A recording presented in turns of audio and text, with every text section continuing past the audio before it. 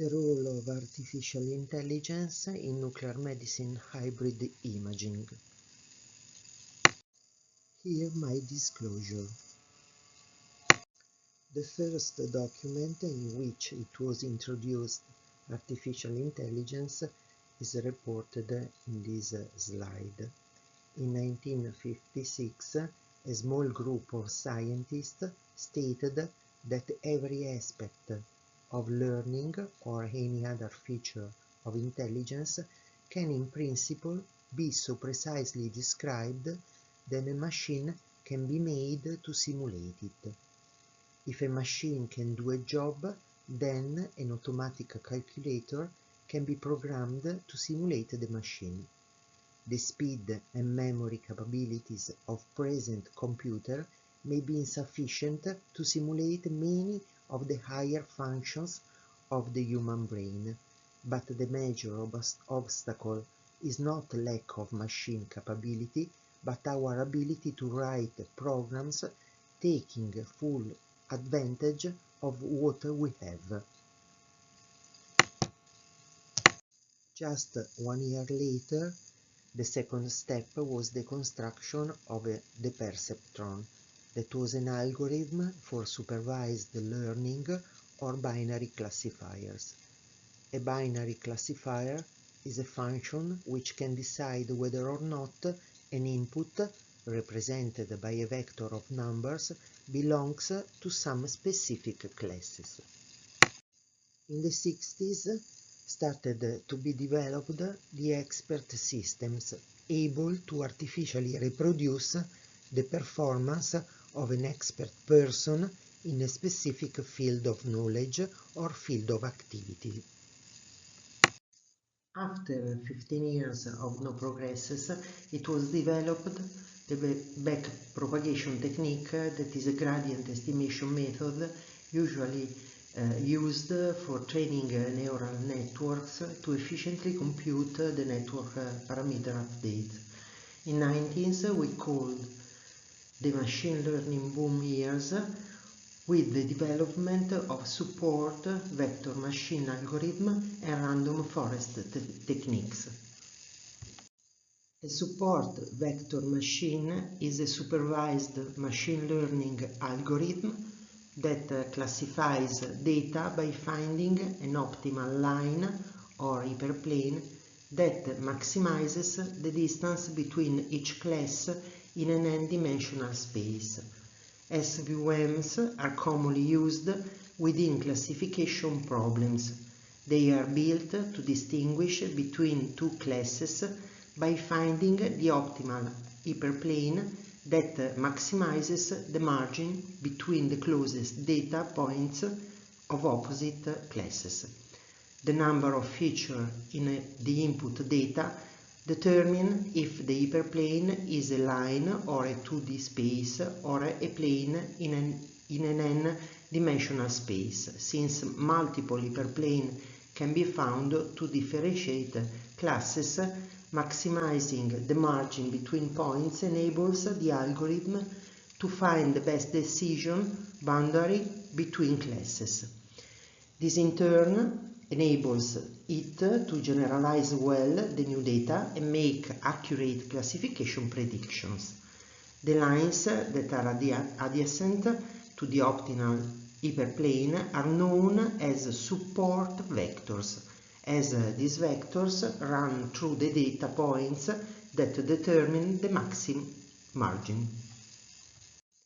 Random forest is a commonly used machine learning algorithm that combines the output of multiple decision trees to reach a single result. Its ease of use and flexibility have fueled its adoption, as it handles both classification and regression problems. In 1997, all the media reported the match between Deep Blue versus Garry Kasparov. It was a pair of 6-game chess matches played by the world chess champion Garry Kasparov against an IBM supercomputer called Deep Blue.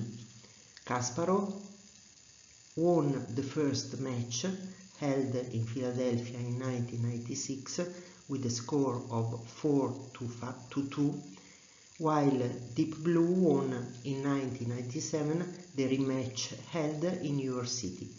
The second match was the first defeat of a reigning world chess champion by a computer under tournament conditions.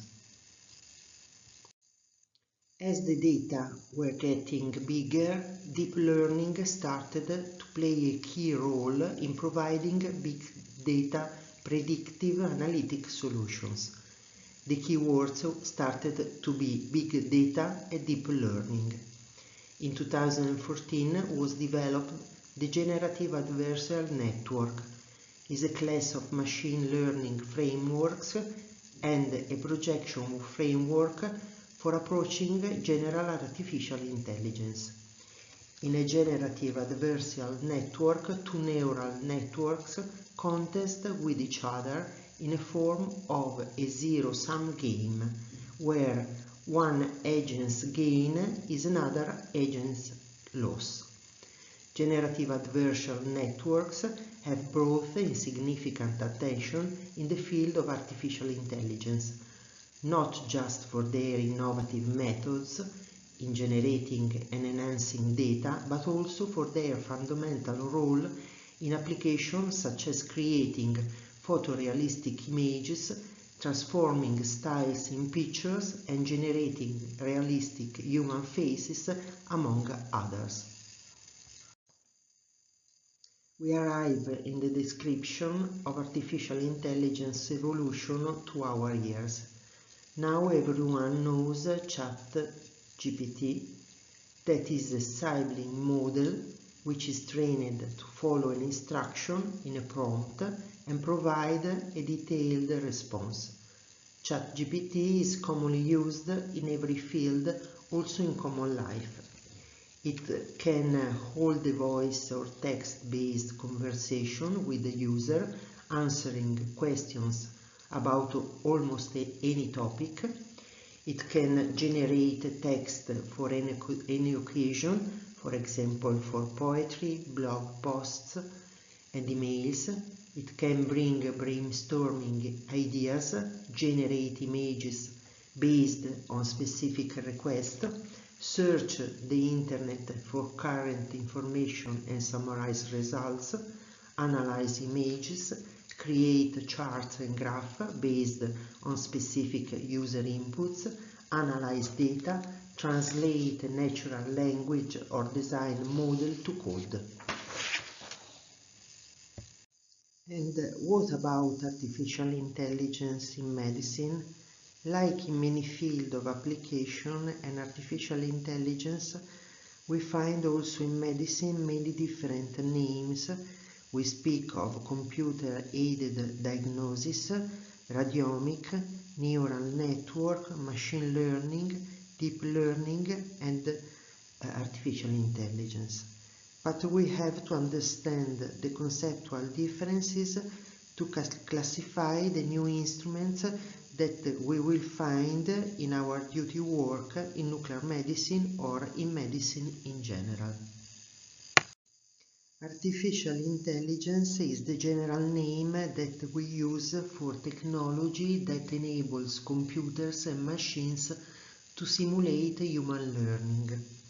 When speaking of machine learning, we mean the field of artificial intelligence in which we develop computer systems that are able to learn and adapt without following explicit instruction. The third category is the deep learning category, that is a subset of machine learning that uses multi-layered neural networks called deep neural networks to simulate the complex decision-making power of a human brain. The relation between them is shown in this scheme. Deep learning is a part of machine learning that is a part of artificial intelligence. Radiomic is based on machine learning technique, while the neural networks are deep learning instruments. In the computer-aided diagnosis, the developed technology uses both the machine learning and deep learning techniques. In general, behind the machine learning or deep learning tool, there are the big data that are usually organized according to labels and features. Big data refers to extremely large and diverse collection of data. They can be structured, unstructured, and semi-structured data. Another common characteristics that we have to consider, speaking of big data, is that they usually continue to grow over time. These big data datasets are so huge and complex in volume, velocity, and variety that traditional data management systems cannot store, process, or analyze them. We need instruments of machine and deep learning to be able to get some results from this kind of data. This is an example of user interface in which there is the list of features up on the right, and for one of these features in the plot we distinguish the frequency of malignant or benign classified labels as a function of the value of the feature reported on the x-axis. In a general scheme of machine learning, we collect data for labels and features, then we build a model that is trained on available data and generate the model predictions.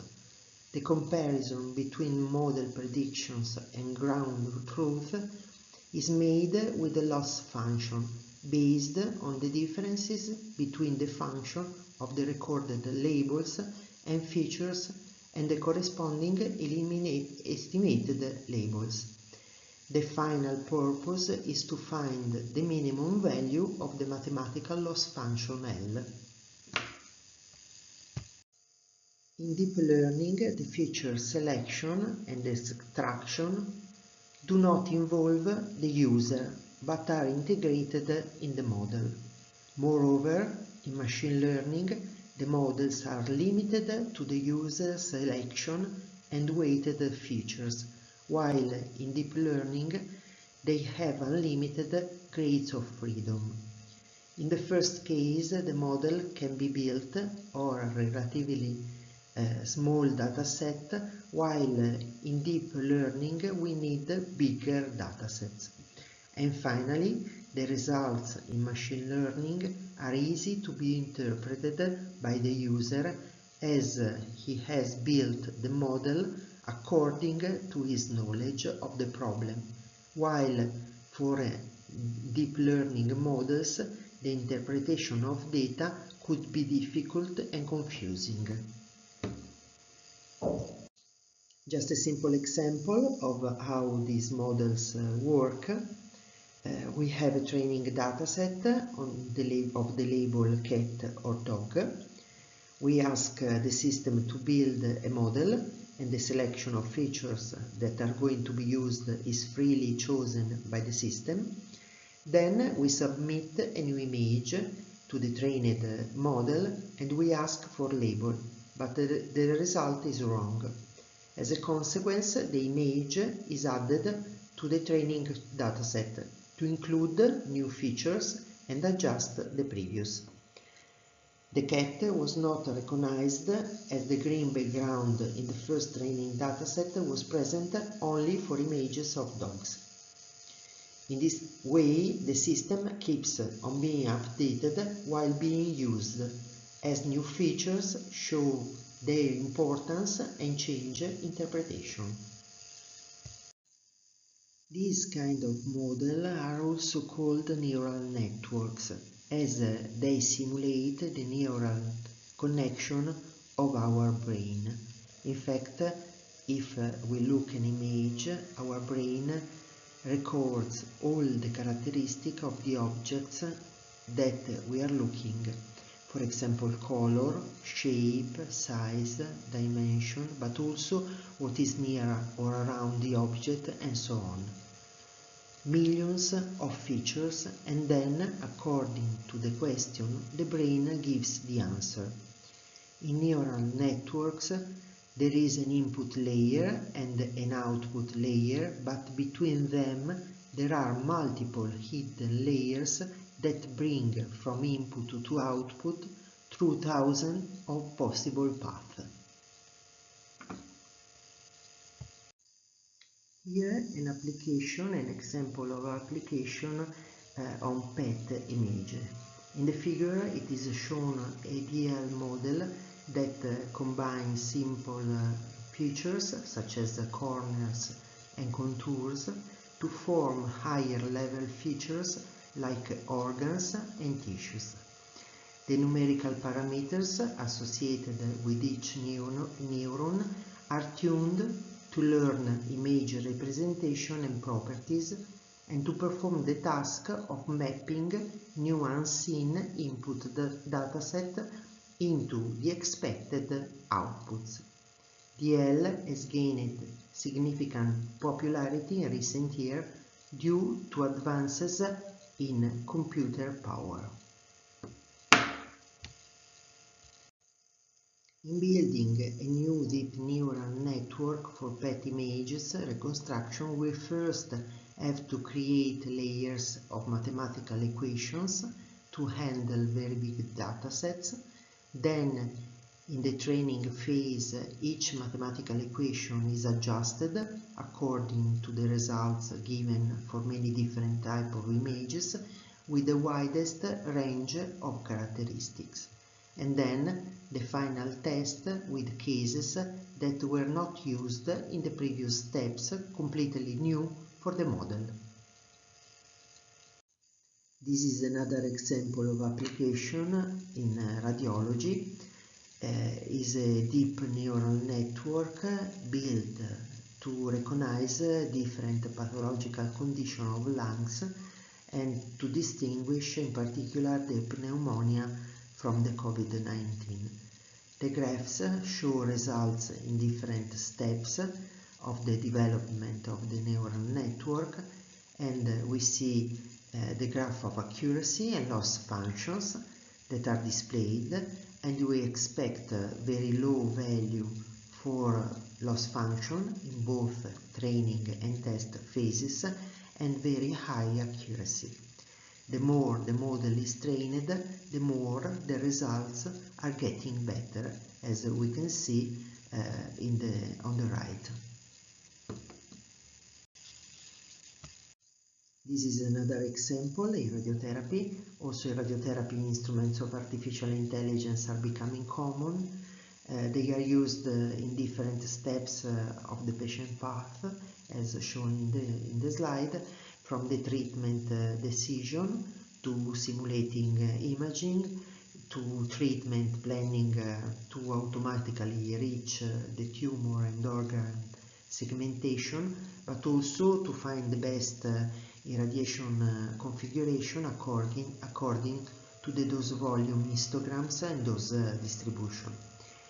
AI tools might help in plan approval and quality assurance process, with the result to avoid errors or in motion management during therapy delivery, and also inaccurate prediction of response to treatment in the follow-up care. In application in nuclear medicine, there are three main approaches for leveraging machine learning.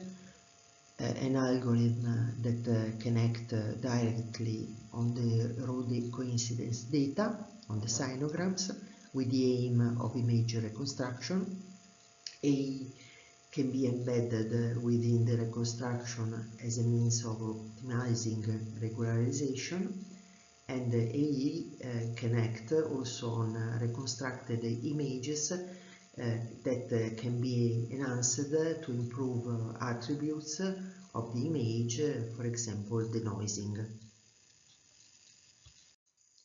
This is a commercial tool for AI-based top correction for those systems that are based on BGO scintillators, in which time of flight is not possible due to the long decay time of the scintillator.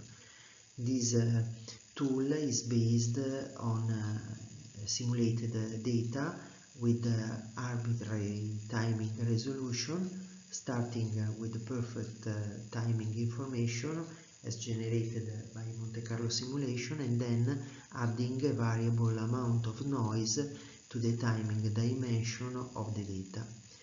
It is based on the analysis of an object simulated that was a variation of the NEMA IQ Phantom, in which all the spheres are replaced with the smallest one, the 10 mm sphere, and the system geometry simulated was that of a commercial system with 22 detectors modules around the ring, each containing 72 rows of 24 crystals of typical dimension of 4.1 mm and 30 mm depth.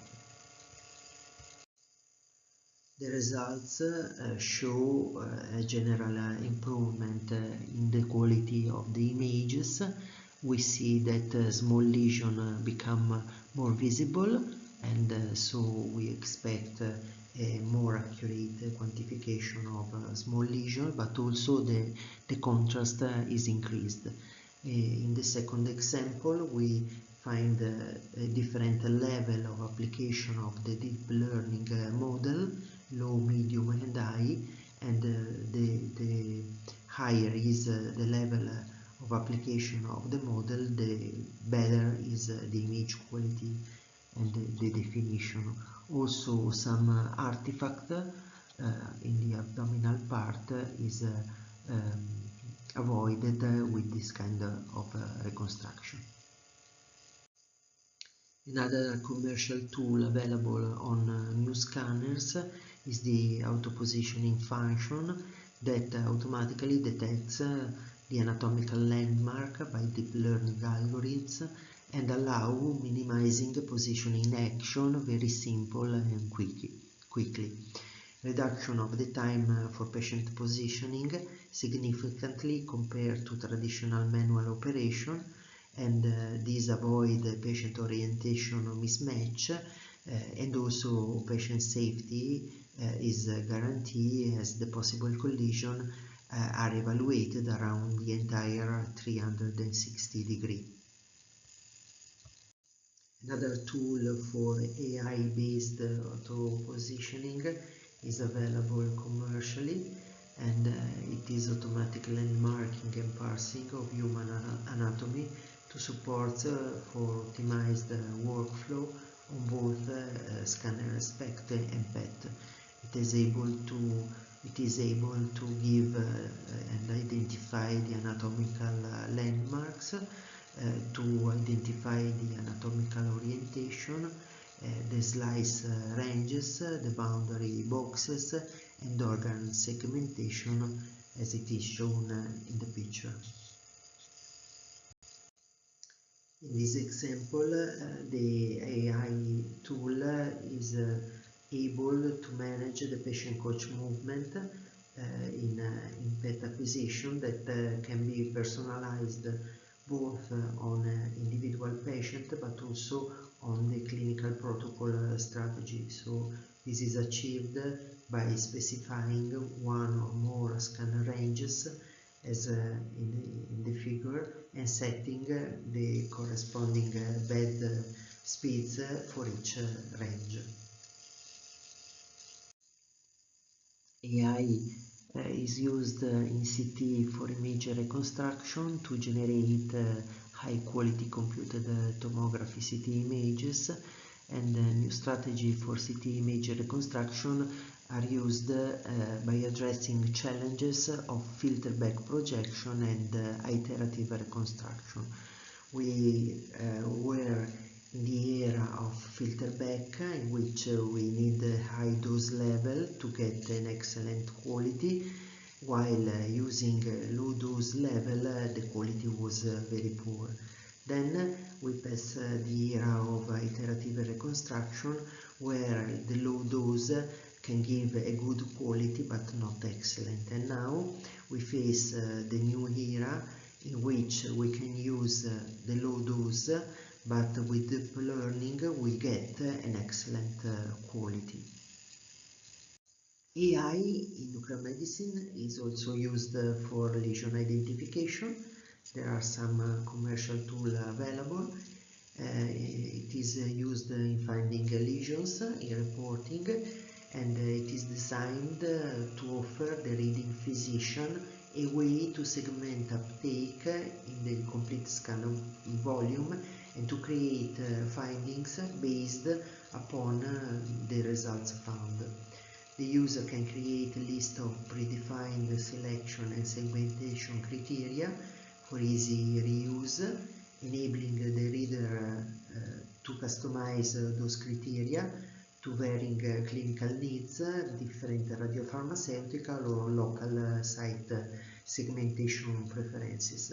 This feature may also aid in removing inter-user variability, because the parameters used for segmentation can be easily and repeatable applied by different reading physicians, supporting manual as well as persist-based measurements.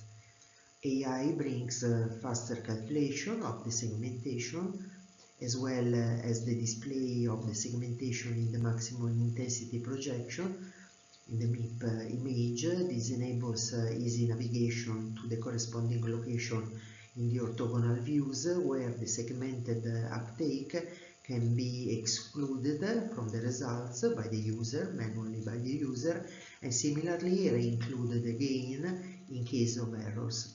This tool works both with PET and SPECT data from any quantitative reconstruction, and will result in data with sub-value that are agnostic of the tracer used. This is another application, a commercial tool for reporting and for lesion identification.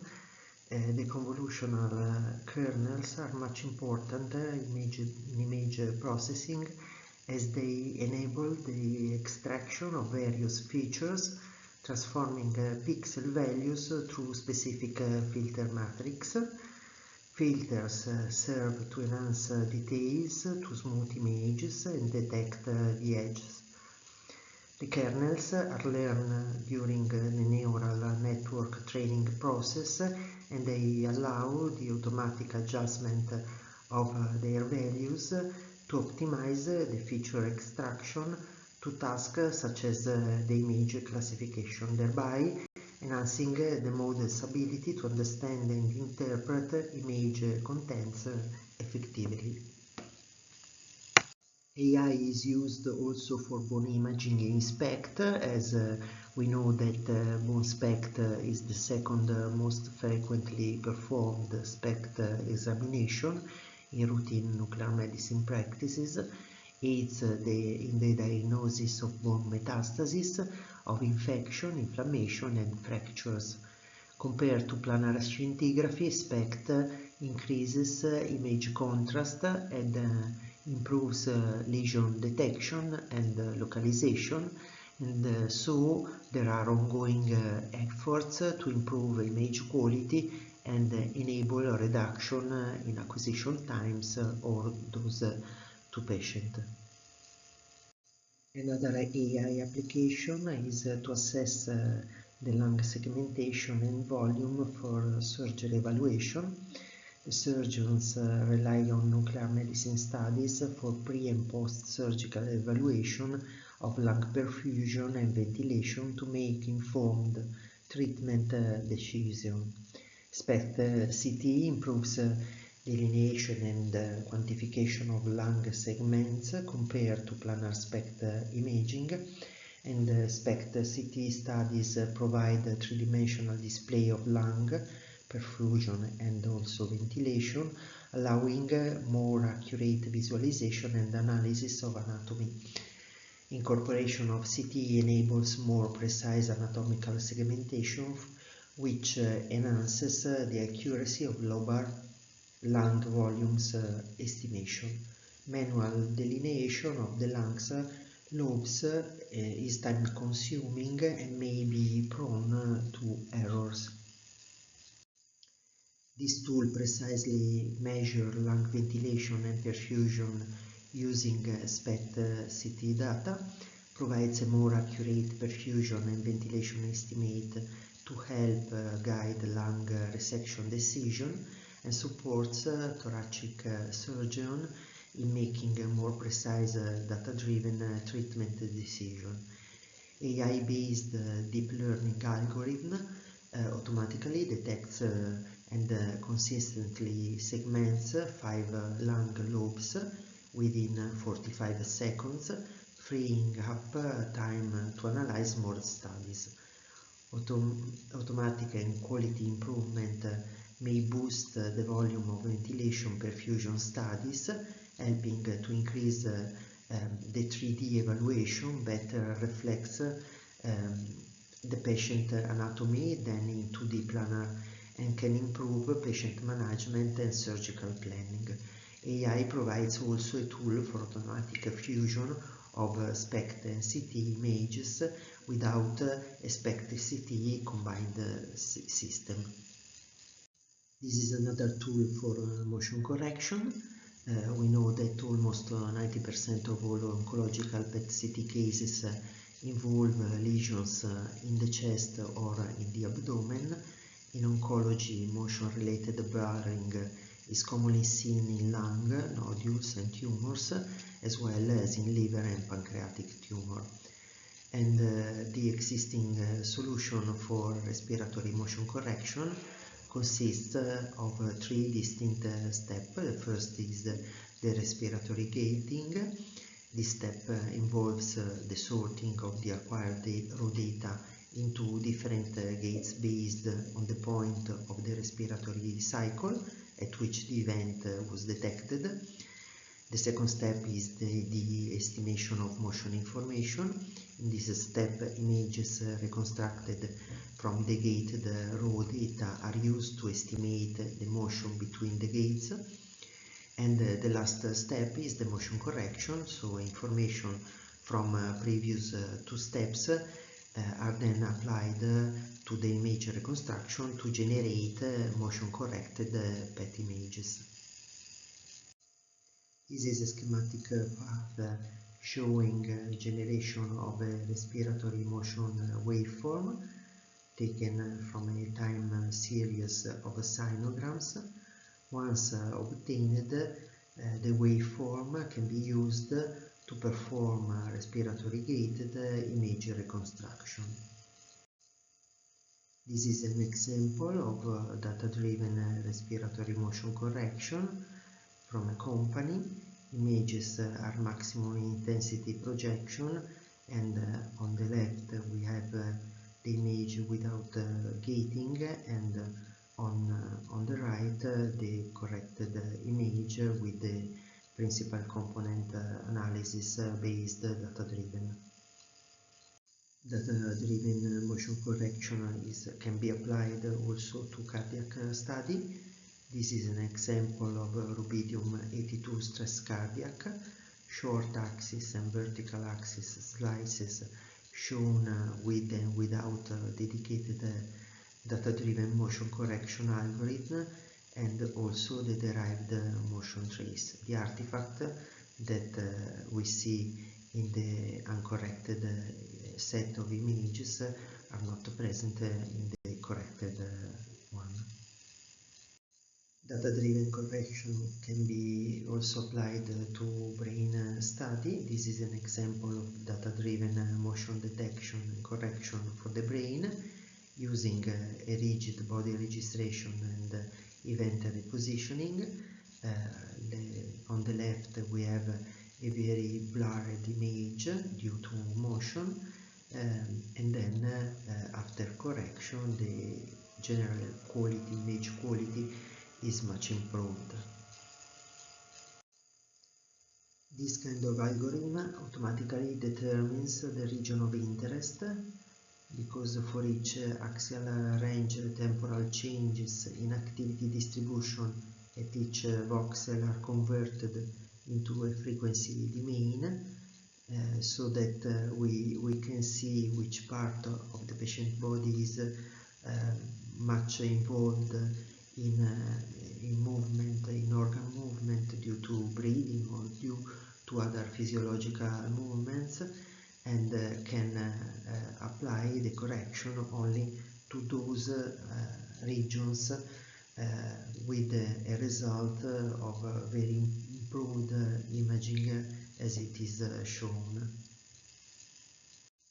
Fast image reconstruction methods may tip the balance away from the raw data for signal extraction back to the image-based methods, in which motion is not only detected but also characterized in terms of image transformations.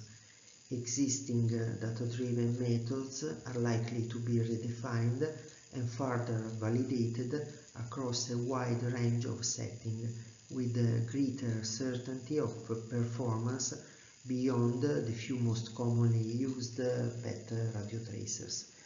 Automatic methods to align and deform CT images to match the spatial location of the PET, either phases of respiration or following gross patient motion, will also likely be developed and incorporated into clinical systems to allow more accurate attenuation and also scatter correction. Many other applications of deep learning are described in literature. The authors of this work developed a 3D fully convolutional network to produce a probability map from the CT images. This map is built as the probability of each CT voxel to belong to the tumor or to the background, and it is able to distinguish the tumor from its surrounding soft tissues. Then a variational model was proposed to incorporate the probability map and the PET intensity images for an accurate multimodality tumor segmentation. This method was validated on a lung cancer dataset that was made of 84 PET-CT dataset of images. The aim of this work is to convert medial images into quantitative meanable data with the intent to make radiological practice, which is often more qualitative, a quantitative and standardized method. Many quantitative features were extracted from the 2D or 3D medical images. The features can be then analyzed by machine learning algorithms to find the correlation with certain disease characteristics such as prognosis or disease type. This kind of relation between image features and genomic patterns are often referred as radiogenomic field, and the typical radiomic workflow consists of first segmentation, then feature extraction, and finally the analysis step. This is a study in which a neural network is built to analyze screening CT scans for lung cancer acquired with very low dose protocols, to find the nodules with the nodule detection algorithm and to classify them to malignancy. This is the last example that we present, and it is a study in which the authors proposed a new method for generating synthetic CT images from MR data. The synthetic CT is then used for attenuation correction of PET data. In summary, we can find applications of artificial intelligence for many purposes, for image quality, for the reduction of noise, for different type of corrections, for dose reduction or acquisition time reduction, for protocols optimization, positioning of the patient, avoiding artifacts, diagnosis and reporting purposes, and image segmentation. All the different anatomical regions have been considered in AI application: lung, chest pathology, breast cancer, heart, cardiovascular disease, abdominal disease, brain and neurological disease, and whole body imaging. And we find some commercial tool developed and integrated, and some other study have presented results of in-house developments. Artificial intelligence is a medical device, so according to this definition we should follow also the medical device regulation. So any tool of artificial intelligence available on the market should have a pre-market approval, a post-market surveillance program, and a post-market significant changes.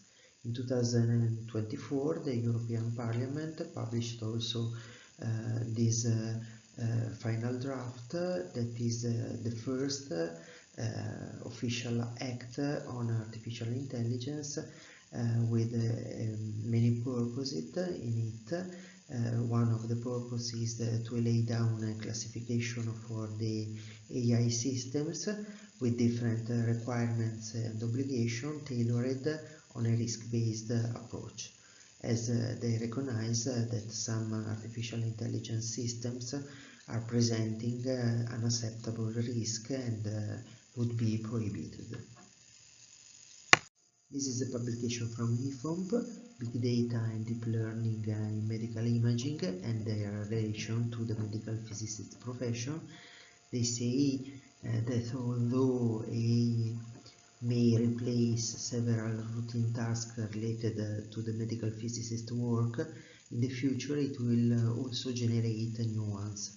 We are in a transition period in our role as a medical physicist towards more comprehensive expertise and clinically relevant impact from our knowledge, and the focus needs to change from equipment to operation. So we must work on consistency of quality, on testing performance and estimating the outcome, and applying methods that are objective, standardizable, and quantitative.